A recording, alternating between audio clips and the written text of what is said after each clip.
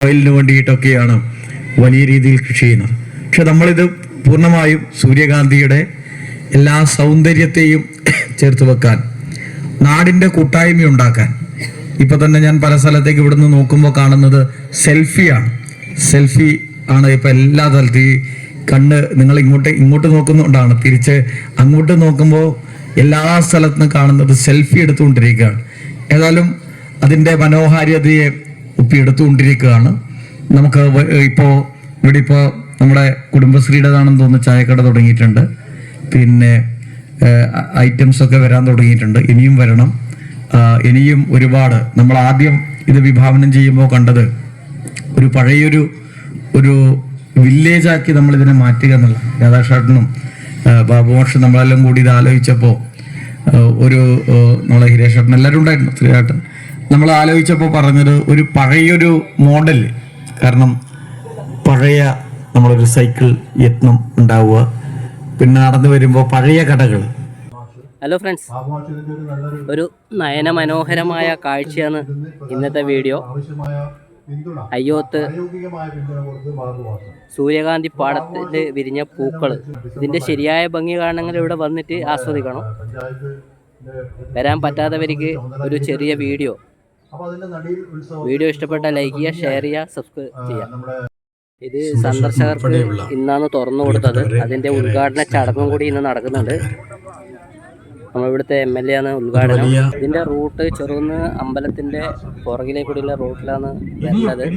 അയ്യോത്ത് വയൽ കുറച്ച് ദൂരയിലും reels, selfie ഇതിനെല്ലാം വേണ്ടിയിട്ട് സന്ദർശകർ ഒഴുകിയെത്തുന്ന കാഴ്ചയാണ് ഇന്ന് ഇപ്പോൾ ഇവിടെ കാണാൻ പറ്റുന്നത്.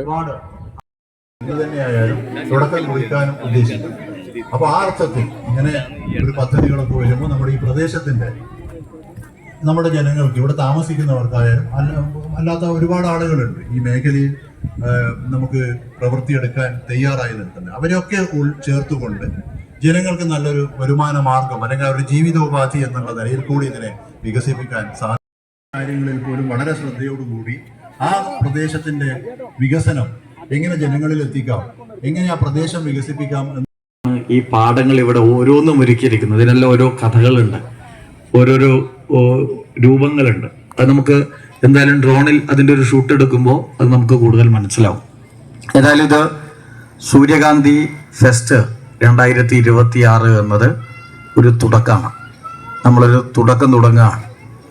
ഇനി രാധാകൃഷ്ണ പറഞ്ഞു അറിയില്ല, രാധാകൃഷ്ണ ചിലപ്പോൾ സൂചിപ്പിച്ചിട്ടുണ്ടാവും. ഇനിയുള്ള എല്ലാ വർഷവും ഈ മടക്കരയിൽ ഓരോ വർഷം കഴിയുന്തോറും വിപുലപ്പെടുത്തി നമുക്ക് സൂര്യകാന്തി ഫെസ്റ്റ് നമുക്ക് സംഘടിപ്പിക്കണം. അതിൻ്റെ ഫസ്റ്റ് സീസണാണ് 2026 നാം നടത്തുന്നത്. പഞ്ചായത്തിൻ്റെ വൈസ് പ്രസിഡന്റ് ആണ്. സാധാരണ ഇതൊക്കെ നമ്മൾ ഊട്ടിക്കും മൈസൂരിനും അല്ലെങ്കിൽ ബാംഗ്ലൂരിലൊക്കെ പോകുമ്പോൾ ഗുണ്ടൽപേട്ടിലൊക്കെ നിർത്തിയിട്ടാണ് നമ്മൾ ഈ സൂര്യകാന്തി പൂക്കളുടെയൊക്കെ കൂടെ ഒന്ന് ഫോട്ടോ എടുക്കുക. അപ്പോൾ അതിൽ നിന്ന് മാറി നമ്മുടെ ഈ കണ്ണപുരത്ത് ഈ മടക്കരയിൽ സൂര്യകാന്തി പൂക്കൾ നമ്മുടെ നെൽപ്പാടത്ത് ഇങ്ങനെ വിരിഞ്ഞു നിൽക്കുകയാണ്. സൂര്യനെ അഭിമുഖീകരിച്ച് സൂര്യനോടൊപ്പം സഞ്ചരിച്ച് കാണുമ്പോൾ നമ്മളിലെല്ലാം കുളിർമ പകരുന്ന ഒന്നുകൂടിയാണ് ഈ സൂര്യകാന്തി പൂവ്. അതായത് മണ്ഡലത്തിന്റെ വക ഒരു മണ്ഡലം ഫെസ്റ്റ് കൂടിയായിട്ടാണ് നമ്മൾ ആലോചിക്കുന്നത്. മണ്ഡലവും പഞ്ചായത്തും ചേർന്നുകൊണ്ട് നമ്മൾ നടത്തുന്ന ഒരു ഫെസ്റ്റ് ആയിട്ടാണ് ഇതിനെ വിഭാവനം ചെയ്യാൻ വേണ്ടി പോകുന്നത്. ഒരു നല്ലൊരു വൈബ്, ഇപ്പോഴും പുതിയ പ്രയോഗം അതാണല്ലോ, വൈബ് തേടിയുള്ള യാത്രകളാണ്. ഇപ്പൊ ചെറുപ്പക്കാര് രാത്രി നമ്മൾ നോക്കുന്നത്, ഒന്ന് വൈകുന്നേരം വരിക, നമ്മളെ പണ്ടത്തെ കണ്ടം, ആ കണ്ടത്തിലൊന്ന് വരിക, ആ കണ്ടത്തിൽ ഒന്ന് കുറച്ചേരി ഇരിക്കുക. അപ്പൊ അതിന്റെ കൂട്ടത്തിലുള്ള നല്ല സൂര്യകാന്തി ഉണ്ട്. പെട്ടെന്നൊരു ചായ കുടിക്കാനുള്ളൊരു വൈബ്, ഒരു ചായ ഉണ്ട് അല്ലേ. ഞാൻ നേരത്തെ പറഞ്ഞ കുറച്ച് കഴിയുമ്പോൾ ഐസ്ക്രീമും ഒക്കെ വന്നാൽ വരും. സ്ഥിരമായ ചെറിയ കടകൾ. അപ്പൊ ഇതൊക്കെ വെച്ചിട്ട് കൂടുതൽ സംരക്ഷിച്ചുകൊണ്ടാണ് നമ്മൾ ഈ പ്രൊജക്ടുകളെല്ലാം നമ്മൾ തയ്യാറാക്കിയത്. പക്ഷെ എന്തോ സൂര്യകാന്തി ഫെസ്റ്റ് 2026 ഉദ്ഘാടനം നിർവഹിച്ചതായി അറിയിച്ചുകൊണ്ട് എൻ്റെ വാക്കുകൾ അവസാനിപ്പിച്ചു.